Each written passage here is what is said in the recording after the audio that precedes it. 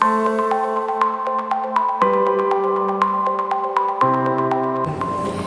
Assalamualaikum warahmatullahi wabarakatuh. Saya Nizah Zika selaku kaunselor pelatih di unit Pengurusan Psikologi Penjara Sungai Buloh.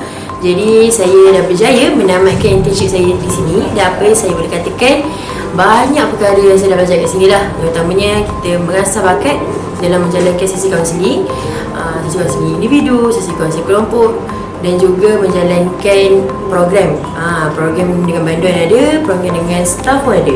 Dan juga saya belajar untuk melakukan psikopendidikan secara maya di media sosial, membuat video-video tentang psikologi dan juga kaunseling. Dan juga saya belajar untuk psikopendidikan secara bersemuka, iaitu bagi talk dan sebagainya lah, untuk kita raise awareness tentang mental health ni dalam kalangan banduan.